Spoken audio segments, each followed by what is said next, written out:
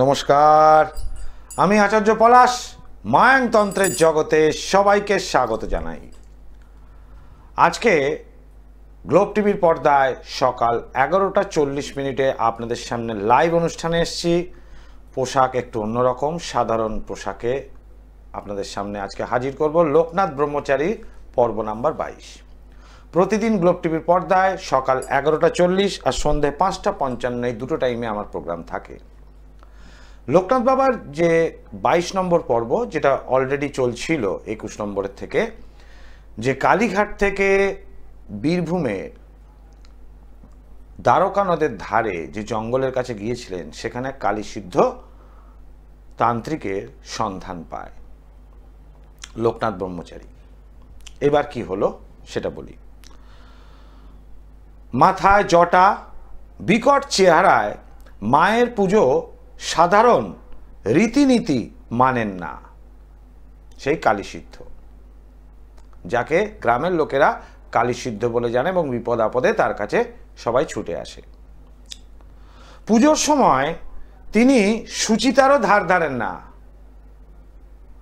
পুজোর সময় সুচিতার ধার ধারেন না, অর্থাৎ তিনি পটি করে সময় হলে ঠিক সময় হাত পা ধুয়ে পুজোয় বসে পড়েন, স্নানের কোনো বালাই নেই।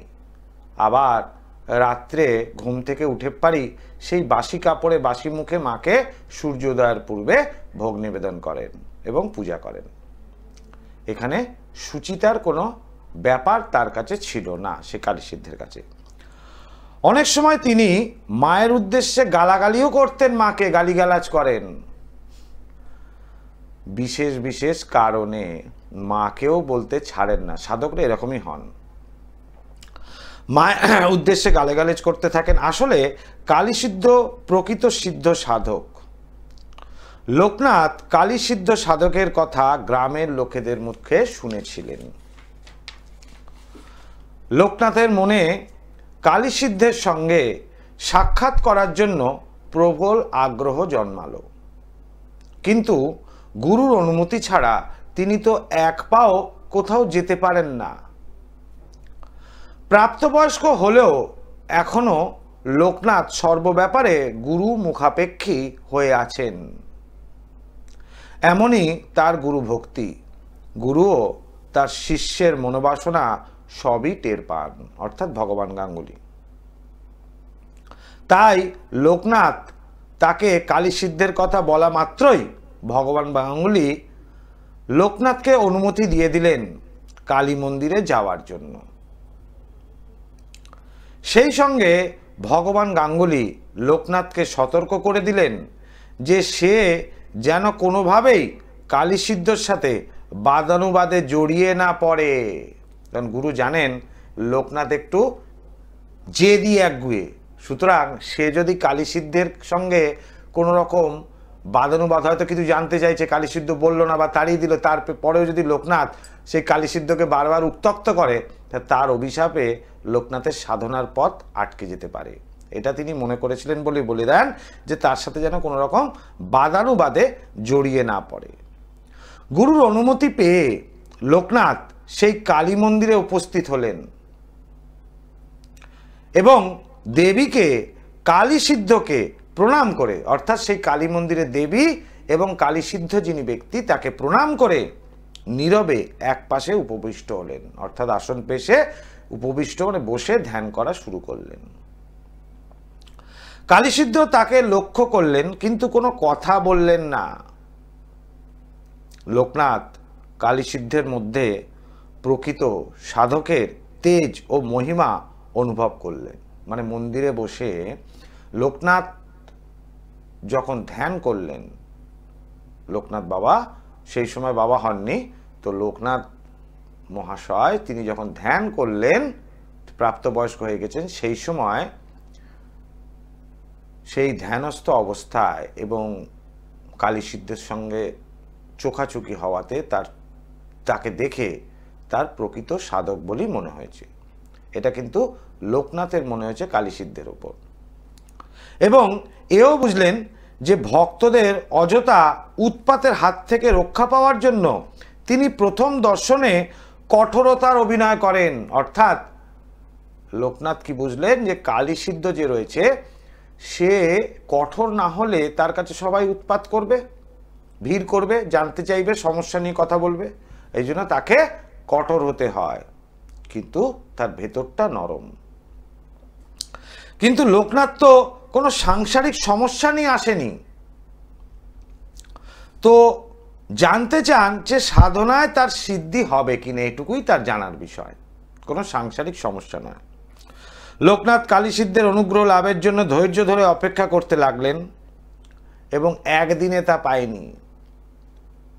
সন্ধ্যের পর রাত হয়ে যাওয়ার পর সে পুনরায় গুরু ভগবান গাঙ্গুলির কাছে চলে যেতেন, আবার পরের দিন প্রাতকালে আসতেন, মধ্যাহ্নকালীন চলে যেতেন, আবার বৈকালকালে আসতেন, সান্ধ্য অতিক্রান্ত করে রাতকালীন চলে যেতেন।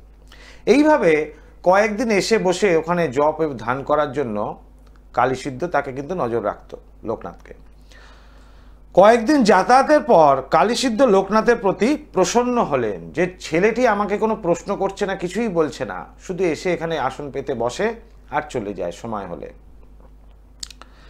নিজেই তার মনোগত অভিপ্রায় জানতে চাইলেন, অর্থাৎ কালীসিদ্ধ লোকনাথকে প্রশ্ন করলেন যে বলো তোমার কি জানার বিষয়, তোমার কিছু জানার আছে তাহলে বলো।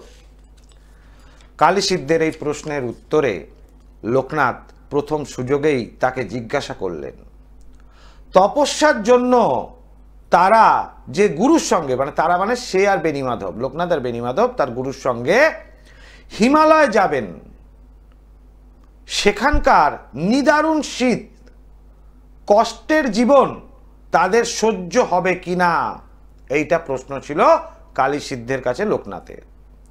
কালীসিদ্ধ তাকে অভয় দিয়ে বললেন যে তুমি নিশ্চয়ই সব কষ্ট সহ্য করতে পারবে। একবার কালীসিদ্ধ বলে দিলেন নিশ্চয়ই তুমি সমস্ত কিছু কষ্ট সহ্য করতে পারবে, কারণ লোকনাথের প্রশ্ন ছিল যে সাধনার পথে এগোচ্ছে, সেইটাতে তার হিমালয়ে গিয়ে সাধনা করতে হবে, হিমালয় প্রচণ্ড ঠান্ডা, সেক্ষেত্রে সেই ওয়েদার কি তাদের ভালো মানে সহ্য করতে পারবে, তো সেটাই কালীসিদ্ধ উত্তর দিলেন হ্যাঁ সহ্য করতে পারবে। এরপর কালীসিদ্ধের কাছে লোকনাথ দ্বিতীয় প্রশ্ন ছিল, সে সাধনার জন্য তিনি হিমালয় যাত্রা করছেন সেই সাধনায় তার সিদ্ধিলাভ হওয়া সম্বন্ধে। এইবার প্রশ্ন শুনে কালীসিদ্ধ প্রথমে চুপ করে রইলেন, আবার একই কথা লোকনাথ দ্বিতীয়বার পুনরাবৃত্তি করলো, অর্থাৎ বাবা আমার কি সাধনায় সিদ্ধিলাভ হবে, লোকনাথ এটা জিজ্ঞেস করলেন। সিদ্ধিলাভ বিষয়ে তার আকুলতা দেখে কালীসিদ্ধ সাধক তখন মায়ের মন্দিরে দেবীর মূর্তির দিকে তাকিয়ে, মানে মায়ের দিকে ঘুরে তাকালেন কালীসিদ্ধ, এবং মায়ের দিকে তাকিয়ে লোকনাথের এই প্রশ্নের উত্তর মাকে দিতে বললেন যে মা তুমি এ প্রশ্নের উত্তর দাও যে এর সাধনায় সিদ্ধি হবে কিনা। সমস্ত মন্দির তখন স্তব্ধ, তারই মধ্যে কোথা থেকে যেন ভেসে এলো কার কণ্ঠস্বর, হ্যাঁ এক মহিলার কণ্ঠস্বর ভেসে এলো, কিন্তু তাকে চাক্ষুষ দেখা যাচ্ছে না। হ্যাঁ একটাই কথা, লোকনাথের সিদ্ধিলাভ হবে, ব্যাস এইটুকুই কথা, আর কোনো কথা নেই,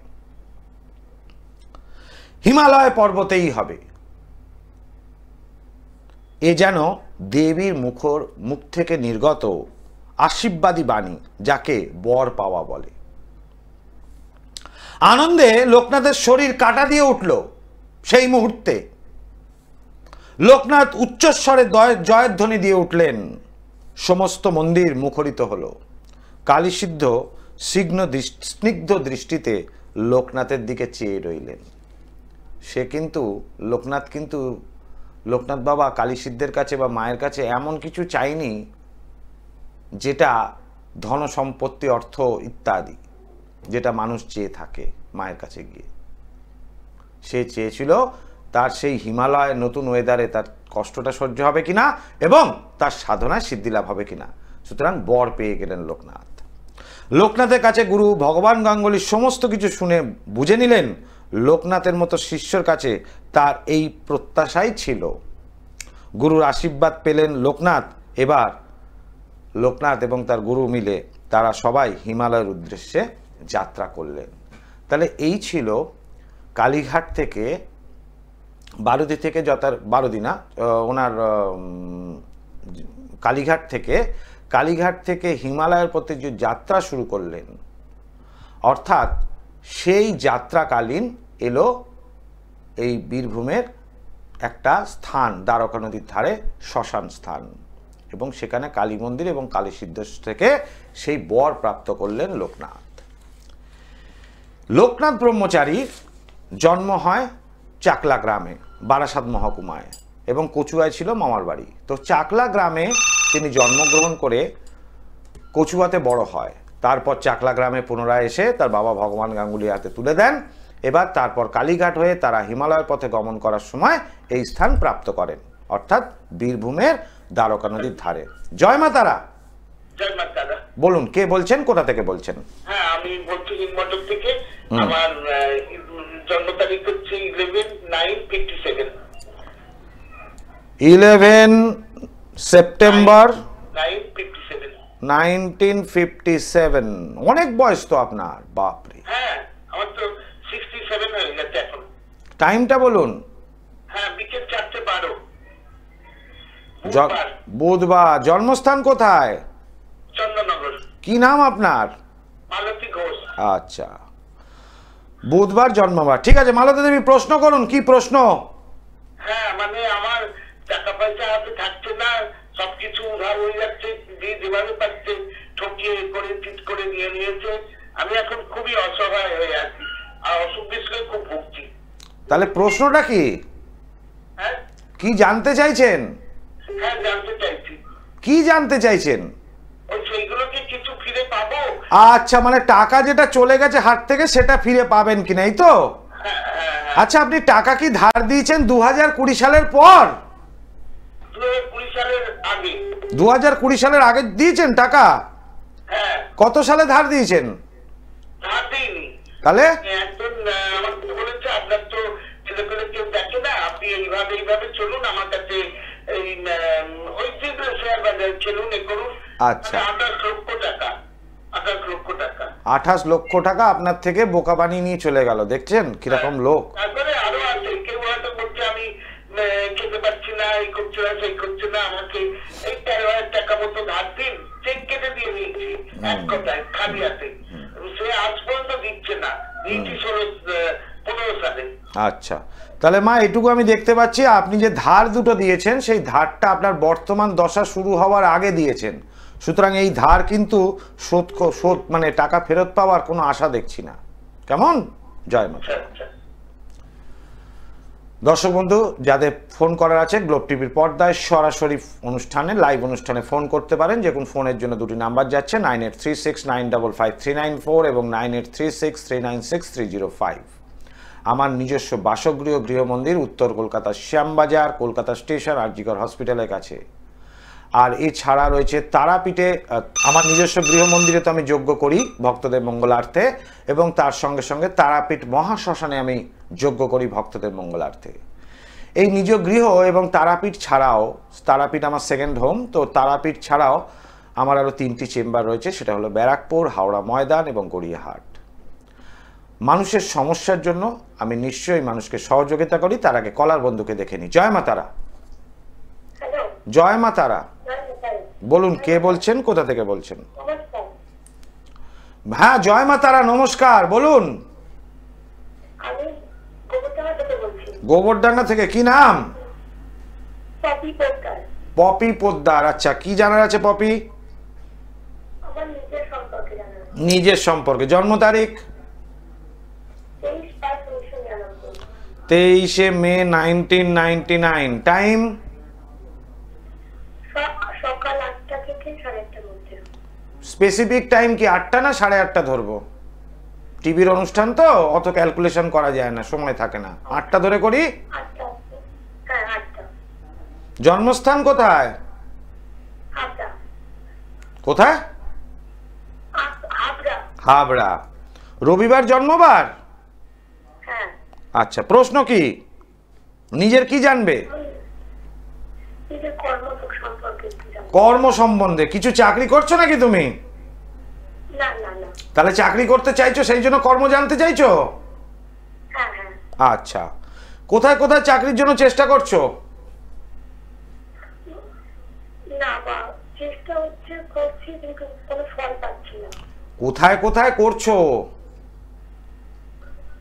এখনো ফর্ম ফিল করেছি কিন্তু কোনো ফল পাইনি। কিসের? এভাবে কোনো দিক দিয়ে কোনো মানে কাজের অনেকগুলো অফার এসেছে কিন্তু সেগুলো সব বাতিল হয়ে যাচ্ছে। আচ্ছা, এবার তোমাকে বলি মা, 2024 সাল থেকে তুমি চেষ্টা করছো না তার আগে থেকে? 2024 থেকে করছি। 24 থেকে করছো। কর্মপ্রাপ্তির কোনো সম্ভাবনাই নেই, ঠিক আছে? মনের মতো কাজ তুমি পাবে না। এবং 2025 সালে যে চলছে, 25 সালের মাঝামাঝি খুব খারাপ জায়গায় একটা কাজ পাওয়ার সম্ভাবনা আছে, সুতরাং সাবধানে থাকবে, সেই কাজটা বুঝে নিতে হবে তোমাকে। সময় অত্যন্ত খারাপ। জয় মা তারা। দর্শক বন্ধু, যাদের কিছু জানার থাকলে আমাকে সরাসরি ফোন করুন টিভির লাইভ অনুষ্ঠানে। আমি যতখানি চেষ্টা করব আপনাদের গাইড করার জন্য, এবং স্পেসিফিক গাইড করি। যদি সমস্যা থাকে তাহলেই আমার চেম্বারে আসবেন, যোগাযোগ করবেন। কারণ এই সাধকদের যে বাণী আপনাদের সামনে প্রচার করি, লোকনাথ বাবা ব্রহ্মচারীর জীবন কাহিনী এবং তার সম্বন্ধে, তার কাহিনী ঘটনাগুলি সব কিছু বলে দিচ্ছি, তার মানে তার গুণের অন্তত 80% অর্থাৎ 80% আমার মধ্যে থাকতে হবে, নলে মানুষের মঙ্গল করা যাবে না।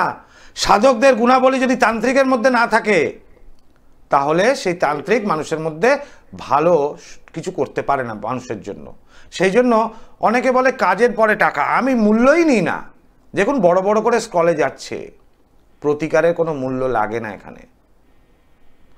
কিন্তু আমি পেশায় জ্যোতিষী, তো পেশায় জ্যোতিষ হিসাবে আমাকে ফিজ নিতে হয়। জন্য সমস্যা থাকলে আপনার চেম্বারে আসুন, নচেত কিছু জানার থাকলে আমাকে টিভির লাইভ অনুষ্ঠানে ফোন করুন, আমি ফ্রিতে যতটা সম্ভব বলার চেষ্টা করব। জয় মা তারা। হ্যালো, জয় মা তারা। বলুন, কে বলছেন, কোথা থেকে বলছেন? নদিয়া থেকে বলছি। নদিয়া থেকে। কি নাম? প্রীতম বিশ্বাস। বলুন, জন্ম তারিখ বলুন। প্রীতম। 7 সেপ্টেম্বর 1991। টাইম? টাইম সকাল 11:28। জন্মস্থান কি? নদিয়া জেলা? নদিয়া। প্রশ্ন কি? ক্লিয়ার নেই। কি করছেন এখন? আমি চাকরি পরীক্ষা দিচ্ছি বিভিন্ন রকম। বিভিন্ন রকম সরকারি চাকরির পরীক্ষা, তাই তো? রবিবার জন্মবার? শনিবার 7 সেপ্টেম্বর 7। ও আচ্ছা, 1 মিনিট ধরুন। হ্যাঁ আচ্ছা, 7 সেপ্টেম্বর, ঠিক আছে। জন্মবার শনিবার হলো, তাই তো? এখানে যেটা দেখতে পাচ্ছি, বৃশ্চিক লগ্ন এবং রাশি হচ্ছে সিংহ রাশি, তাই কি? হ্যাঁ হ্যাঁ। হ্যাঁ, সরকারি চাকরির যোগ আছে তো? আচ্ছা আচ্ছা, কবে স্যার? ভালো যোগ আছে সরকারি চাকরির। হচ্ছে না, আমি চেষ্টা করে যাচ্ছি এখনো। 2025 সালটা ভালো নয় বাবা। আচ্ছা আর যদি হয় 2025 সালের লাস্টের দিকে একটা হওয়ার সম্ভাবনা আছে, যোগও আছে এবং দশাও কাটবে। এখন সময়টা ভালো নেই, আচ্ছা আচ্ছা। ঠিক আছে? হ্যাঁ মাথা গরম হচ্ছে তো? হ্যাঁ, একটু গরম হয়ে যাচ্ছে, লেগে যাচ্ছে ওটা। এইটার একটু প্রতিকার করো। আমি নদিয়ায় বসি না, যে কোনো একজনকে দেখে একটু মাথা গরম হয়ে যাচ্ছে, এটা খারাপ। কিন্তু মাথা গরম থেকে মানুষের নেগেটিভিটি তৈরি হয় এবং তোমার পাওনা জিনিসের হাত থেকে ফসলে যেতে পারে। এই চাকরি হওয়ার একটা সম্ভাবনা আছে। এই মাথা গরমের জন্য রাহু গ্রহটা ডিস্টার্ব করছে, এটার জন্য একজন ভালো জ্যোতিষকে দেখিয়ে নাও, কেমন? জয় মা তারা। দর্শক বন্ধু, আমি কাউকেই বলি না যে এটা করো, ওটা করো, এটা করো, ওটা করো। আমার কাছে এসো, আমাকে লাইভে যারা ফোন করেন, আমি একদম নিঃস্বার্থভাবে গাইড করার চেষ্টা করি। আমি কোনোদিনই বলি না আমার কাছে আসুন। যাদের বলার কথা বলি যে প্রয়োজন আছে, করি নিলে ভালো, তাদেরকে বলি কারো যাকে ভালো লাগবে তার কাছে যান, আমার কাছেই আসতে হবে, এরকম কোনো ব্যাপার নেই। আর আমি বারবার বলি, জানার জন্য, কুষ্টি বিচার করার জন্য আমার কাছে আসার দরকার নেই। যখন সমস্যা হবে, হয়তো স্টুডেন্ট ছেলে বা মেয়ে, তাকে একটু দেখাতে চাইছেন, তার কুষ্টি বিচার করতে চাইছেন, যতদিন কোনো সমস্যা না হয় কোনো কুষ্টি তৈরি করার দরকার নেই। যখন দেখবেন সমস্যাটা একটু স্থায়ী হয়ে যাচ্ছে, অর্থাৎ পড়াশোনায় অমনোযোগী, মোবাইলের নেশা, চঞ্চলতা ভাব বৃদ্ধি পাওয়া, বই খাতা নিয়ে বসে থাকা কিন্তু পড়া না করা, অন্য মনস্কতা করা, এই সব ক্ষেত্রে তখন কিন্তু এই সমস্যার জন্য পার্টিকুলার যদি আসেন তবেই যোগাযোগ করতে পারেন, আদারওয়াইজ নয়। বিয়ের ক্ষেত্রে বলি, বিয়ের ক্ষেত্রে ধরুন বিয়ে দেখা হচ্ছে, চেষ্টা চরিত্র করছেন, কিন্তু কোনোভাবেই সেই রকম বিয়ের জায়গাটা আসছে না, সেই স্থায়িত্ব মানে একটা দেখে যে হ্যাঁ এই ফ্যামিলি এই বাড়িতে বিয়ে দেওয়া সম্ভব, তখনই ওই জাতিকার কুষ্টি বিচার করতে হয়, আর সেই সময় তখনই করি। নচেত কিন্তু শুধু শুধু কুষ্টি তৈরি করার দরকার হয় না, যতক্ষণ না সমস্যা হচ্ছে। আমি বারবার করে বলছি, এমন অনেক সময় এখনকার দিনে দেখছি মোবাইল ফেসবুকের যুগে যে মেয়ে এমন একজনের সাথে প্রেম করেছে, বাবা মা বলছে যে এক ছেলে চলবে না, সুতরাং কিভাবে কাটাতে হবে? অবশ্যই কাটানো যাবে, কারণ মেয়ে নির্বোধ এখন। জয় মা তারা। বলুন, কে বলছেন, কোথা থেকে বলছেন? আমি হাওড়া জেলার জগৎবল্লভপুর অঞ্চল থেকে বলছি। বলুন, কি নাম? ইন্দ্রজিৎ কর্মকার। ইন্দ্রজিৎ, আচ্ছা, ভেরি গুড। জন্ম তারিখ ইন্দ্রজিৎ? 27/10/1995। 27/10/1995। টাইম? বিকেল 5:30। বিকেল 5:30। কলকাতা। জন্মস্থান কলকাতা, আচ্ছা। শুক্রবার জন্মবার? শুক্রবার জন্মবার। প্রশ্ন কি? হ্যাঁ, প্রশ্ন কি, কি জানতে চাইছো? লগ্ন বলতে পারবো না, বৃশ্চিক রাশিটা বলতে পারবো। আরে বাবা, তুমি কি আমার কথা শুনতে পাচ্ছ না ইন্দ্রজিৎ? হ্যাঁ বলো। বলছি তোমার প্রশ্ন কি? আমার প্রশ্ন হচ্ছে কেরিয়ার সম্বন্ধে। কি কেরিয়ার জানবে? কি করো তুমি এখন? আমি একটা ছোটখাটো কলকারখানায় চাকরি করবো। কলকারখানায় ছোটখাটো চাকরি করছো? তা ছোটখাটো কেন বললে বাবা? তোমার কাজটা কি খুবই ছোটখাটো? না না, আমার কাজটা ছোটখাটো না, আমার কাজটা খুবই বড়। তাহলে ছোটখাটো কেন বললে? এখন তুমি কি চাইছো জানতে, বলো। চাকরি, তুমি যেখানে কাজ করছো সেই কাজের জায়গাটা আরো বেটারমেন্ট চাইছো, মানে সেখানেই প্রমোশন, না অন্য কোথাও কোনো যে কাজ চাইছো? কাজের জায়গাটা কিরকম? মানে কাজের জায়গায় এখন সমস্যা কি হচ্ছে? ঝঞ্ঝাট ঝামেলা বাড়ছে? না না, কোনো ঝামেলা হয়নি। তাহলে না, মানে যতটা পারিশ্রমিক পাওয়ার কথা ততটা হচ্ছে না। আচ্ছা, এটাই ব্যাপার, তাই তো? দেখো, আমি এটুকু বলতে পারি, 2025 সালের মধ্যে কাজ একদমই ছেড়ো না। কারণ তোমার কি অল্পেতে একটু ঠান্ডা লেগে যায়? হ্যাঁ হ্যাঁ হ্যাঁ মাথাও তো গরম। হ্যাঁ। কাজের জায়গাটা না ছাড়াই ভালো। 2025 সাল খুব খারাপ, টাকা পয়সা কিন্তু বেরিয়ে যাবে হাত থেকে। টাকা বেরোচ্ছে উটপাট করে? হ্যাঁ। উপরি ইনকামও হচ্ছে কি? না, হচ্ছে না। হচ্ছে না, কিন্তু টাকাটা বেরিয়ে যাচ্ছে। সময় খুব খারাপ, 2025 সাল খুব খারাপ, সুতরাং সাবধানে থাকতে হবে। দর্শক বন্ধু, আমি সবাইকে গাইড করি, যারা ফোন করতে চাইছেন সরাসরি, আর সময় একদম শেষ। 9836955394 এবং 9836396305। প্রত্যেকটা মানুষকে আমি সমস্যা মুক্ত করি, তাদের সমস্যাটা শুনি। অবশ্যই তারা যখন আসে, তাদের জন্ম তারিখ এবং করতল রেখা থেকে বিচার করে আমি অলরেডি, তারা বলার আগে কিন্তু আমি সমস্যাটা লিখে তাদের কাছ থেকে শোনার পর তাদেরকে প্যাডের কাগজটা এগিয়ে দিয়ে বলি, এটাই কি সমস্যা? তা বলেন যে হ্যাঁ। আমি দেখো, তুমি বলার আগেই লিখে দিলাম। কেন? তার ফেস রিডিং থেকে, অর্থাৎ তার মুখমণ্ডলী থেকে। এবং সেই সমস্যার সমাধান হওয়ার জন্য প্রয়োজনীয় যাতে তাবিজ আমি প্রদান তখনই করে দিই। মানুষকে ঘোরাই না বা ভিড় বাড়ানোর দরকার নেই। মানুষ উপকার পেলে তারা খুশি হয়ে আমাকে দিয়ে যান। আমি ফিস ছাড়া কিছুই নিই না। যেটা আমি টিভিতে বড় গলায় বলি সেটাই চেম্বারে করি। যারা এসছেন প্রত্যেকেই জানেন। আজকে একটু অন্যরকম পোশাক পরে আপনাদের সামনে অনুষ্ঠান করলাম লোকনাথ ব্রহ্মচারীর পর্ব নিয়ে। এরকম এপিসোড আমার চলতেই থাকবে। সবাই ভালো থাকুন, সুস্থ থাকুন। আজকের মতো এখানেই বিদায় নিচ্ছি। ओम सर्वमंगल मंगल्ये शिवे सर्वार्थ साधिके शरण्य त्र्यंबके गौरी नारायणी नमस्तुते।